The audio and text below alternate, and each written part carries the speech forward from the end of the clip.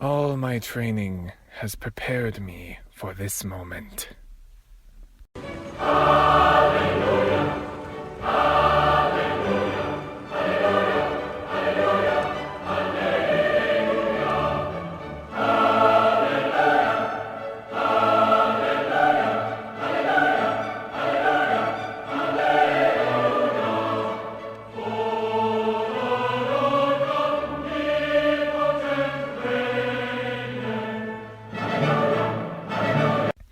It's like Christmas!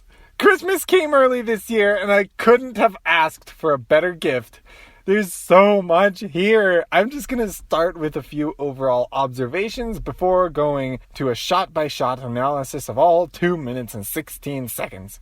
First, after watching the entire trailer, looking specifically at cutie marks, I have come to the following conclusion. All ponies have cutie marks, even before the magic is restored, but only on their right flank. I have spoken. I decided to just look at all the text together, so here we go. A new generation, get it? It's the title, is on a mission to unite pony kind. Cool, let's keep abusing the word pony. Get ready for a new breed. Get it? Because they're horses of sparkle. Okay. I've said this before, and I'll say it again. I love that they are embracing the sparkly aesthetic of My Little Pony. The thing that made G4 so special was the singing, the dancing, the friendship, the magic, the sparkles, the rainbows, the flowers. It's what makes My Little Pony, My Little Pony. I am so happy that they are sticking with that for G5. The temptation to make G5 edgy was there. The premise is certainly darker, and they might be aiming for an older audience. But My Little Pony still sparkles! Woohoo! We got to hear the voices of Sunny and Pip in this trailer. Yay, makeovers! I love makeovers. Gorgeous! I don't play. I win. I think you'll find I'm average height. They both sound great. No complaints there. Actually, since the teaser trailer came out, I've done a little bit of getting to know who these voice actors are. After watching Centaurworld, I am actually fairly hyped to have Kimiko Glenn in My Little Pony. Her singing voice is amazing. Easy songs, let's go!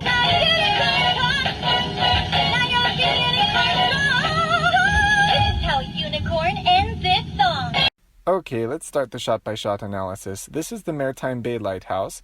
And storms, it looks good! These backgrounds are stunning! Once upon a time. Ooh, that's a bold way to start the trailer. Invoking fantasy and fairy tale imagery, but also super cliche. I'm not sure how I feel about that. We have Argyle and Sunny's bedroom. Nothing new here, except I noticed she has a unicorn plushie. Gasp! Controversial! So much, too much, cute!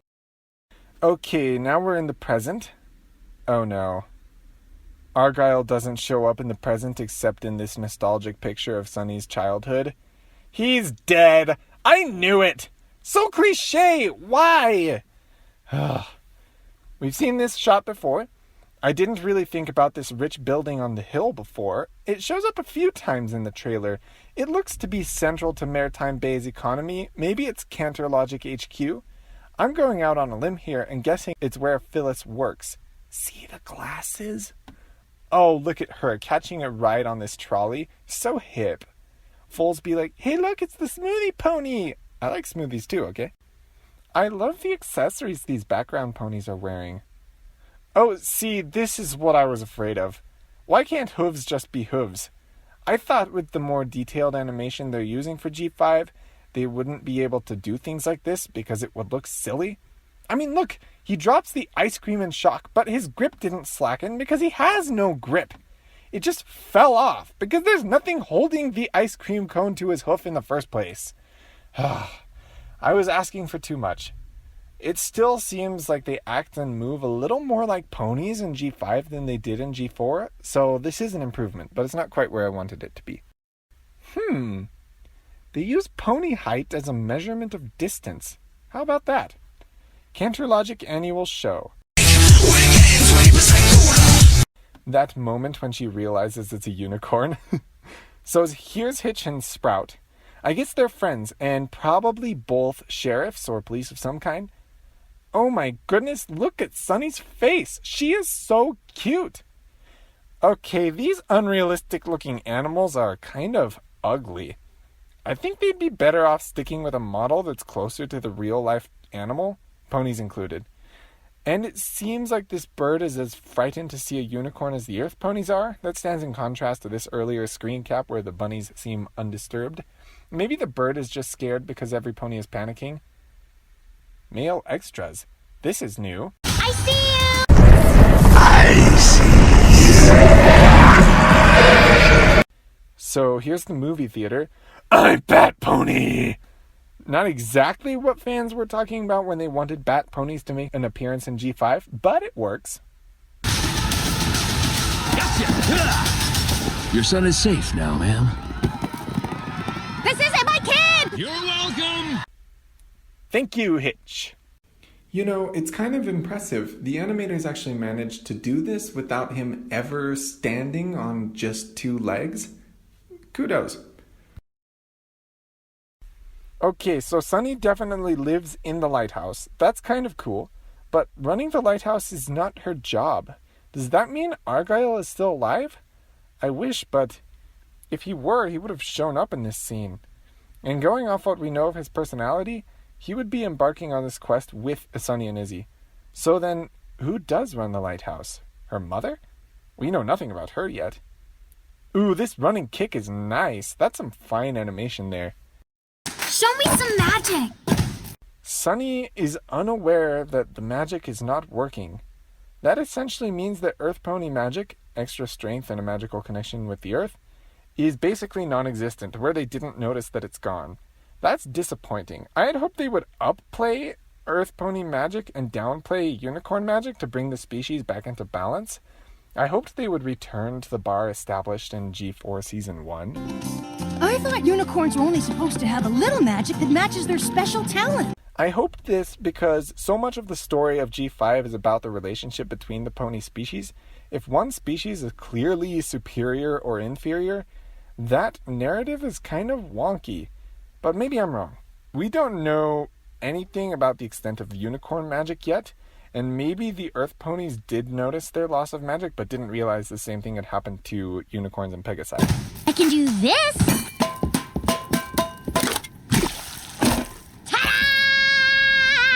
Wow. Storms, that horn is sharp. She just pierced metal. No wonder the Pegasi put a tennis ball on her. Hey, that's Starswirl the Bearded. That's not a callback I was expecting. So she's like a history buff in general, not just specifically a G4 fan pony. I can't figure out what these pictures are. Hey look, she has a telescope.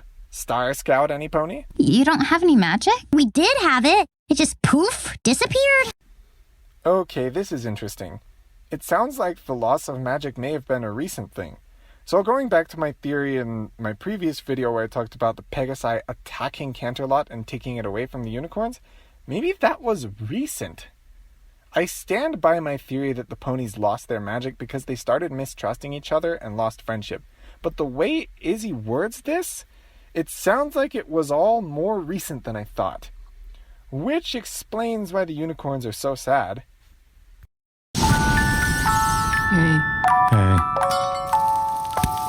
Hey, I know that song! Let's see, this is Bridlewood Forest, lots of magical crystals. That sounds like it might be a common motif, since there is also a heist for a magical jewel in Zephyr Heights. Oof.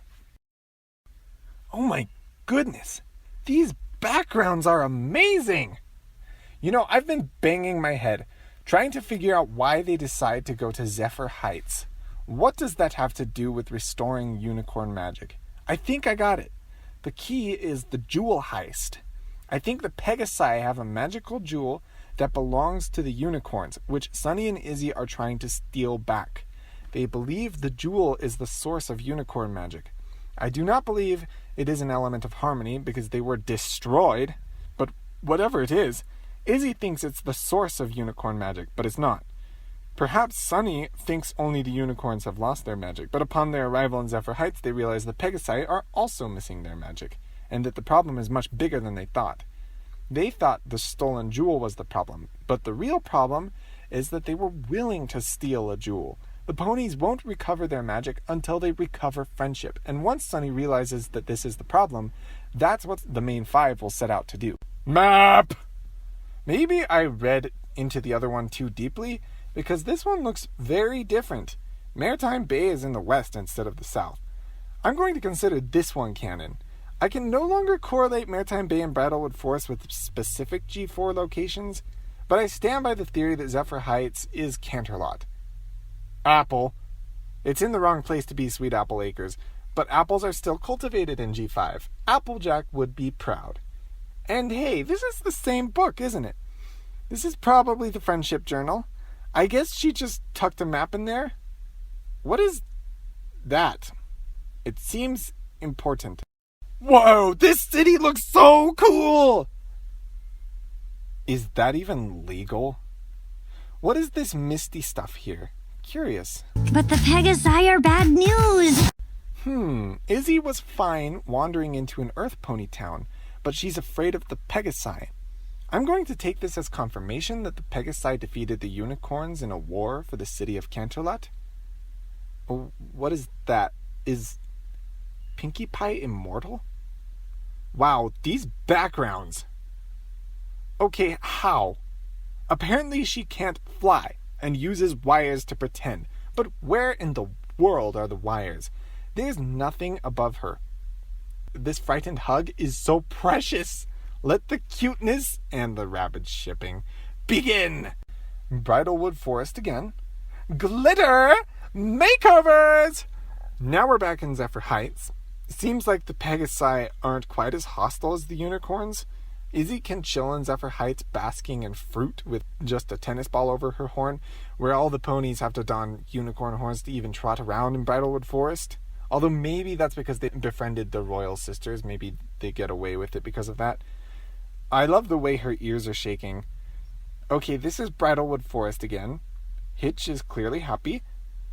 Oh my, Pip is so cute. That little wing flutter!